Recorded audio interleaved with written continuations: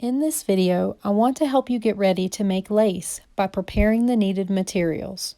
You will need to gather 6 pairs of bobbins, which is 12 individual bobbins, a lace pillow and pins, size number 10 crochet thread or the like, a printed pattern, scissors, and packing tape. You can find the printed pattern on my website, bobbinlace.net, under the pattern section.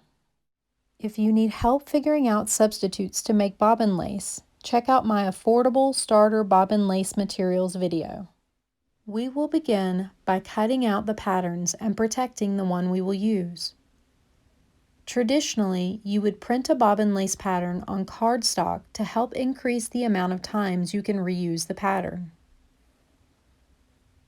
I printed these 2 trail patterns on regular printer paper, which is fine for this starter pattern. When cutting it out, you'll want to leave a little space between the print and the edge of the paper. I will make the pattern more durable so we can reuse it by covering it with either packing tape or contact paper. From experience, I will suggest you apply the tape on a surface that will not pick up threads or fuzzies. Due to the width of my tape and the pattern, I am applying 2 pieces on the front and 2 on the back of the pattern. Once you have tape on both sides, you can trim away the excess tape around the pattern. Next, we will wind the bobbins.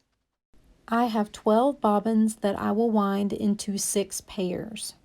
Bobbins are worked in multiples of 2, which is why you are usually told how many bobbins you need in pairs. You see, I have 6 colors here because I am choosing to put different colors on all 6 pairs. This is not necessary, but it will be really helpful for you to see the path of the thread. Begin with the bobbin in your left hand. Hold the thread under your thumb against the bobbin and wind the thread moving away from yourself. When you have the amount of thread you want, make a hitch on the bobbin.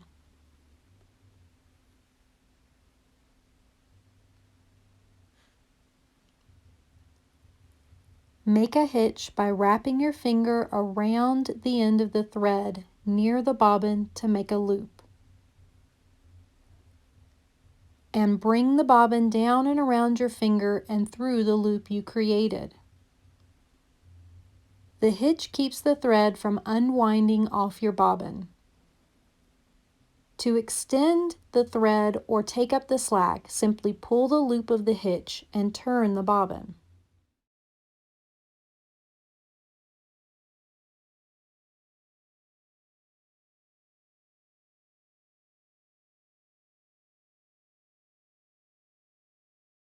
You can also extend the thread by putting tension on the thread with one hand and turning the bobbin with the other.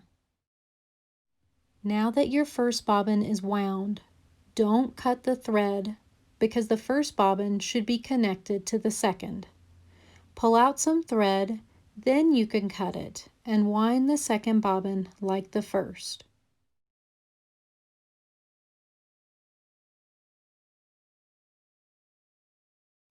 Again, you will wind the second bobbin with as much thread as you need, and don't forget to make a hitch.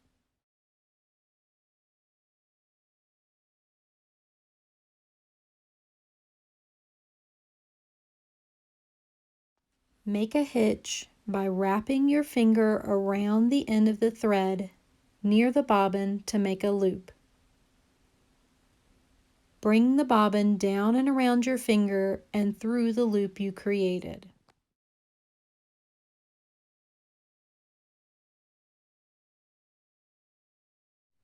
To keep the threads from getting caught on anything, I twist the 2 bobbins to take up the slack in the thread.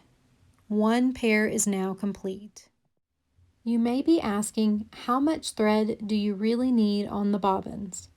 For the passive pairs that will run down the pattern, you really only need the length of the pattern plus some for the tail. You will also need a little extra thread to stay on the bobbin, Otherwise, your thread will slide off and will be more frustrating than helpful. I will continue winding bobbins until I've finished 5 pairs, leaving the pair I will use for the weaver to be wound last. The weaver pair travels back and forth through the other threads, so the weaver will need more thread than the other bobbins. I usually load this bobbin with an abundance of thread without going overboard. Do not overfill the bobbin or you'll have a hard time keeping your hitch on the bobbin. Lastly, I will place the pattern on the pillow. To do this, I will need 4 pins, the pattern, and the lace pillow. Center the pattern on the pillow and move it up on the pillow a bit.